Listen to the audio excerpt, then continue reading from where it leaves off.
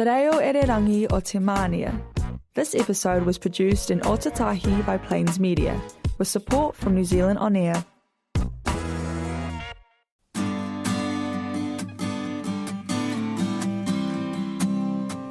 Welcome to The Real Americana with Louise and Blair. Settle in for great music from roots, folk, country, and notable singer-songwriters. And stay for hidden gems and the stories behind these timeless classics.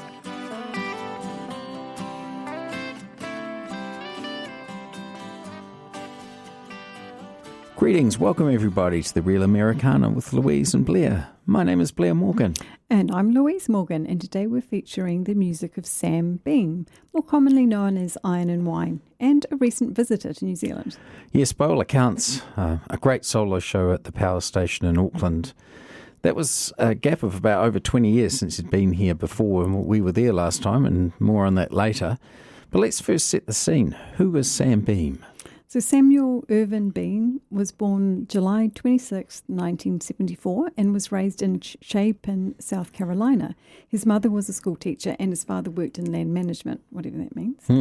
Sam himself is very much an academic and artist, and he gained a bachelor's degree in art from Virginia Commonwealth University. He specialised in painting before graduating from the Florida State University Film School with a Master's of Fine Art.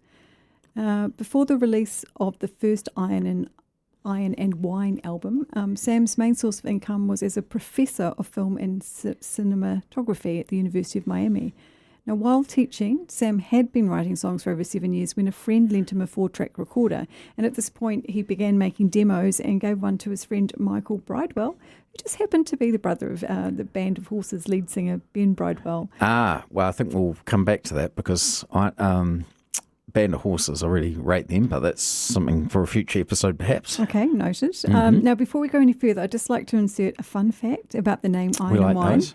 It's taken from a dietary supplement named Beef Iron and Wine that Sam came across in a general store while shooting a film. Fancy that. Well, I always wondered about that, so good to clear that up. He came to the attention in the early 2000s of the iconic record label Sub Pop Records, and via that means he released his first Iron and Wine album called The Creek Drank the Cradle. This was early in 2002. So he wrote, performed, recorded and produced the album all in his home studio on his 4-track machine, and it features acoustic guitars, banjo, slide guitar, and the album has been compared to the music of Nick Drake, Simon and Garfunkel, Elliott Smith and Neil Young. Yeah, and you could call it very lo-fi, given it's at his home on a 4-track. We could think back to Bruce Springsteen's Nebraska, whom we featured in an earlier episode, or late last year. But it has none of that edge or menace of the Springsteen record. It sounds so much more casual, low-key. The vocals are laid back. It's like he's just sitting on a back deck or something, just strumming his guitar. And I thought we'd play something from that album called Bird Stealing Bread. Yes, so what's the song about? Well, he seems to be missing someone who left him for someone else, but then there's birds that swoop in and take bread. So it's not exactly clear, but sometimes vague. That's the best way is to keep us all guessing. So here we go.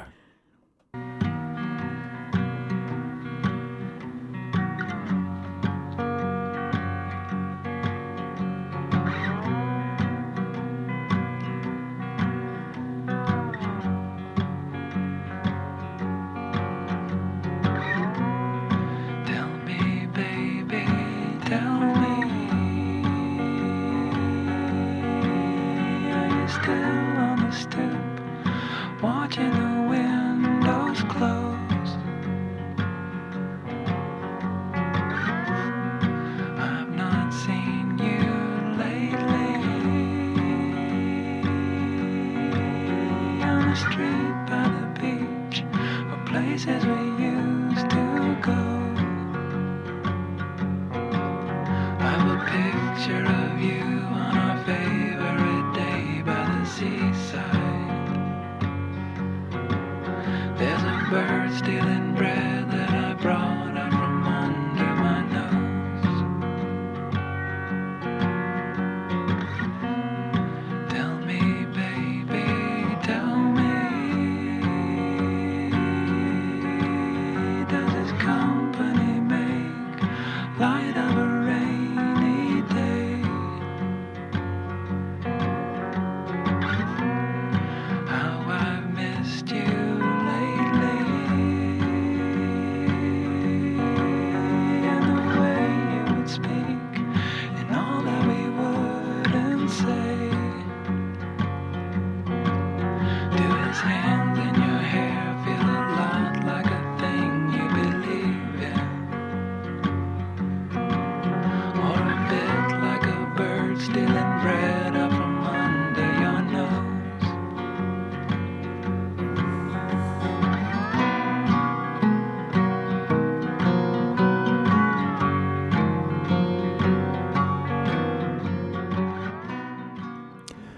bird stealing bread. That is Iron and Wine, Sam Beam there. Did you like that? Yeah, it's okay, but I like a lot of his other songs more. Yes, and I know you like this next one, Naked As We Came, a very direct song all about aging and togetherness from his second album, Endless Numbered Days. So look, I thought let's just cut straight to that. Yep, good idea. Here we go.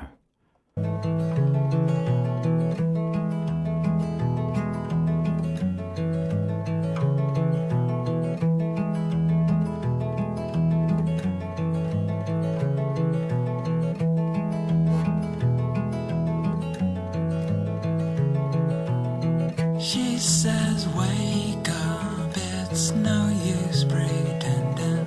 I'll keep stealing, breathing her. Birds are leaving over autumn's ending. One of us will die inside these arms. Eyes wide open. Naked as we came, one will spread our ashes round the yard.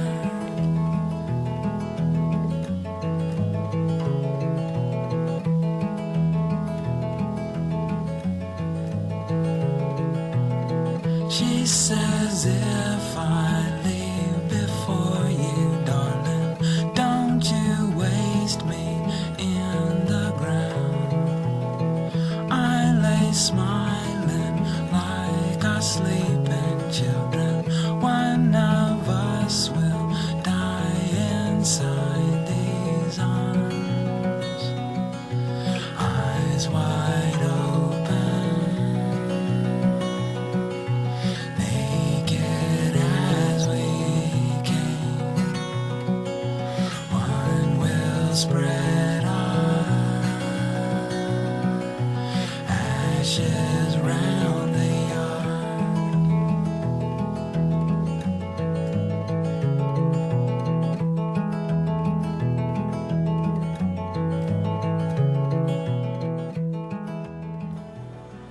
You're listening to The Real Americana with Louise and Blair.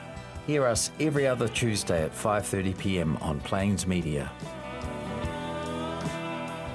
And just a reminder to subscribe on Apple, iHeart or Podbean, and find us on Instagram at The Real Americana Plains Media. Okay, now we get on to our very own experience of Iron and Wine in New York in 2007. Yes, we were guests at a wedding in Brooklyn, and as part of that, I was asked to play this track, My Lady's House, as part of the ceremony. So with that in mind, I thought we might play that track.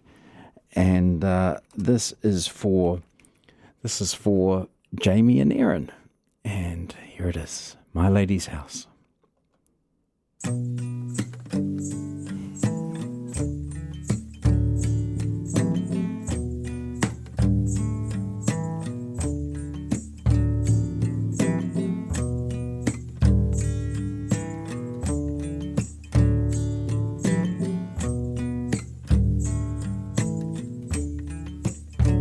There is light in my lady's house, and there's none but some fire.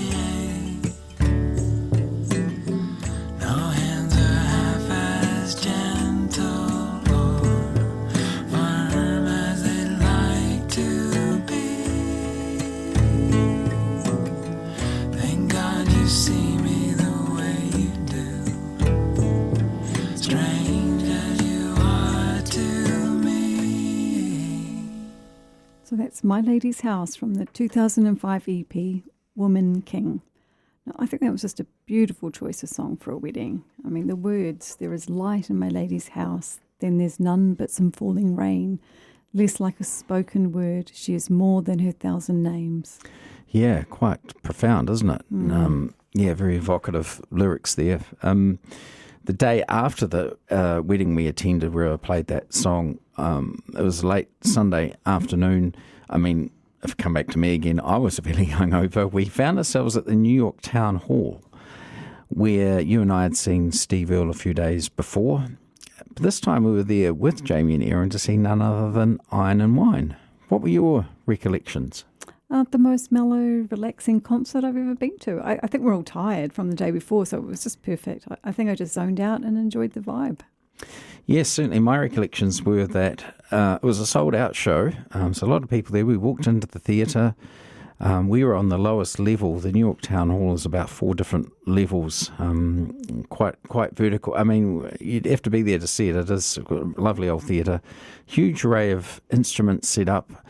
And I noticed this bearded guy in a jersey fiddling around with an electric guitar on stage. He looked a bit like Rasputin. He seemed very casual. And someone pointed out that it was Sam Beam himself. And even when people were filing in, he just seemed to be plodding around there, working on getting his guitar sound right. And I recall it was a great show. It was a big sound, a big band sound, and his sister Sarah was there singing some harmonies with him. Yeah, I always thought Iron and Wine was Sam and his sister. I didn't realise she was just an occasional ring-in. And I almost think we could have played in our last episode about siblings. They would have been a good addition because, yeah, I agree. They sound great together. The show we were there to attended was to promote his third album, The Shepherd's Dog, which is a huge leap in terms of complexity, very rhythm-oriented, lots of percussion, layered guitars. I thought we'd just play a little bit of a track from it. Just I'll bring it up now. To illustrate this is a track called Pagan Angel and a Borrowed Car. Yeah, it was from Iron and Wine's third album. It's a poetic critique of authority, politics, and distorted spirituality. Now, it's often interpreted as a commentary on the Bush era. Anyway, Blair, should we move on? What do you next? Yeah, rather we get carried away in that track. We saw Iron and Wine in the very next year in Wellington. Yeah, at the San Francisco Bath House, right? It was, yes, down in Cuba Street there. Yeah, it's the only time I've ever been there, and I really didn't enjoy it. How come? What was the... Well, it was just... You had to stand up, It was crowded, and you couldn't see the stage, so... It sounds like a live show. But yeah. Yeah, well, I'm not really into live music. Yeah. Look, I agree. I think his music is best experienced how we saw it in New York there. Theatre, all seated, rather than a pubby kind of thing. I do recall his sister being there, great harmonies. I only recall about 3 other musicians or something, so it was a very stripped-back band that he bought compared with what we'd seen previously. His next album, I thought we'd jump to that, which is his 4th album, and it's called Kiss Each Other Clean. Quite a name. Quite a name. Here's Away with Words to Sam. And this was released in early 2011. And all that complexity and layered instrumentation from the previous album was taken out, but he really infused this one with a stronger pop influence, and none more so than this track, which is called The Desert Babbler.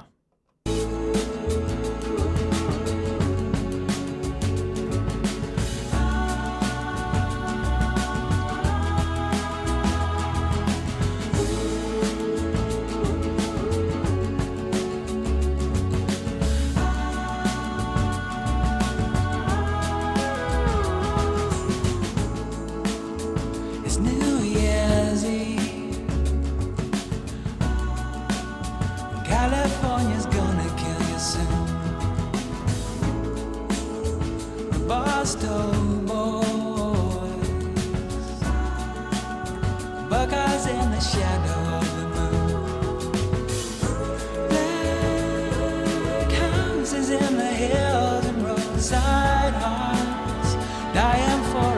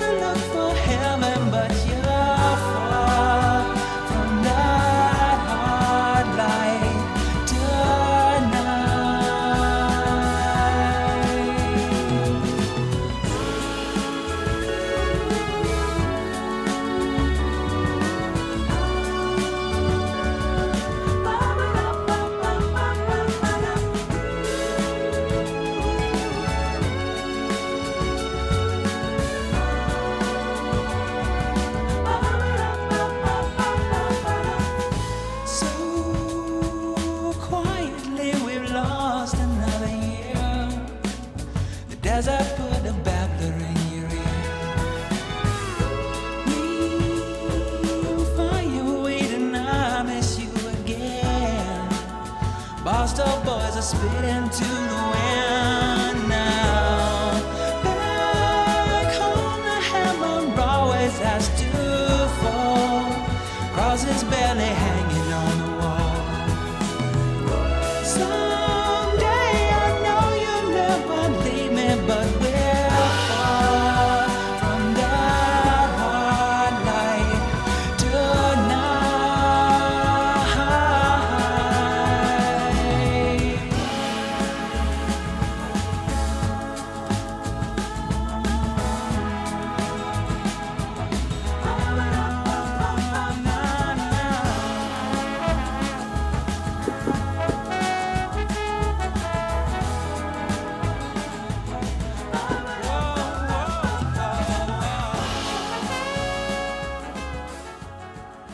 That was Desert Babbler by Iron Wine. I really like that.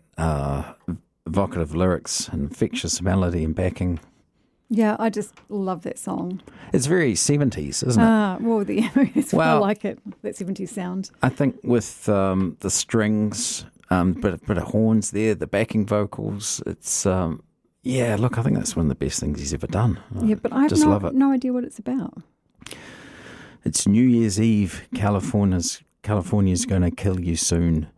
Barstow boys, bug eyes in the shadow of the moon. Then he goes on to say, quietly, we have lost another year. Look, he's looking back at the past year. He's looking forward to the next year with some trepidation. He's even thinking back to Christmas that he's just had a few days before. Just a bit of yearning, I think. Union quality. Oh, I'll believe you. Okay, so getting back to Sam, he lives in Durham, North Carolina with his wife Kim and 5 daughters. 5? Yep. Sam describes himself as agnostic despite being raised in the Bible Belt as a Christian, and I just love this quote of his. That was a very confusing time for me, but I don't miss being misled. I'm not an atheist. There's an undeniable, unseen world that some people call God and think they know more about than other people. I try not to get hung up on the names. So it's a confusing time. I don't miss being misled. I'm not an atheist. Yes, I'm quite strong. Well, actually, I think it's a gentler way of saying, is it? I don't miss being lied to. Maybe that's what he's saying. He's just using the word misled instead. I don't know. Yeah. I thought it was It is, yeah. Well put. Bring back up to the present day, nearly 25 years, or it is, into his career. There's 10 studio albums there. There's EPs, singles. He's been involved in other projects as well, not least there's a covers album with Bren Bridewell from Band of Horses, who we mentioned earlier. That album is called Sing Into My Mouth. Nice. Which is a line from the great Talking Heads song, This Must Be the Place. Which is it? Which is a song they cover on it. And do check that out, because I think it's really well done. This year, he's released Tense Teeth. That's the name of the album, and it features backing vocals from one of his daughters, Arden. Yeah, and he played here in New Zealand just last month, was it? He did a solo show at the Power Station in Auckland.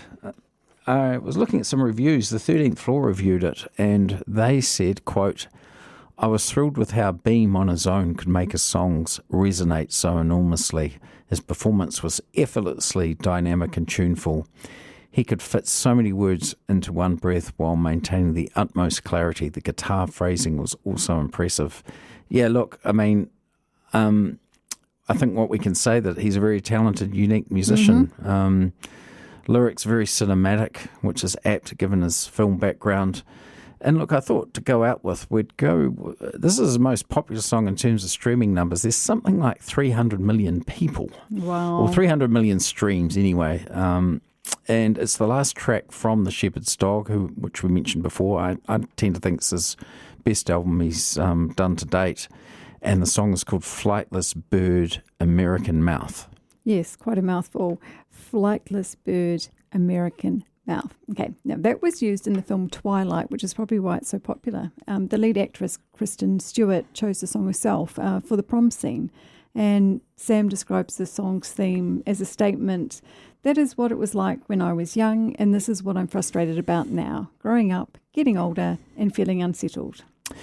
And it begins quietly and just builds itself over the 3 or 4 minutes. We'll play the whole thing. His vocals are multi-tracked, harmonies. It's just a great track to end an album with, and he sequenced it really well, and it has this extended coda that just keeps building and then fades away. Excuse me, Blair? Yes. Extended coda? Can you translate that, please? There's a chord sequence that just repeats itself near the end. Right, okay. Thank you. But listen out for that, and we'll be back soon. Yeah, thanks for listening, and we'll be here again in a fortnight.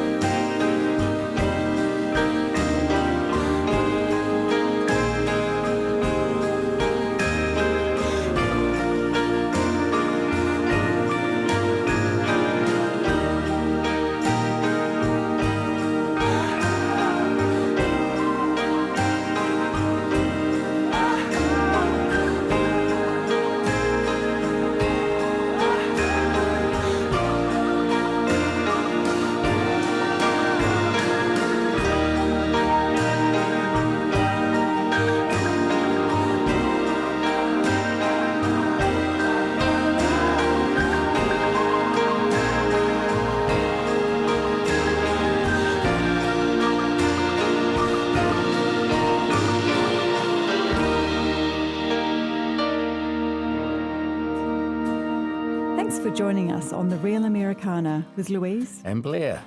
We'll be back Tuesday in a fortnight at 5:30 p.m. right here on Plains Media, broadcasting on 96.9 FM and live streaming at plains.org.nz, where you can also find past episodes available as podcasts. Follow us on Instagram or email us at BlairMorganMusic@gmail.com. We'd love your feedback, requests, or just to hear what you're listening to. Until next time, stay kind and keep the real Americana spirit alive.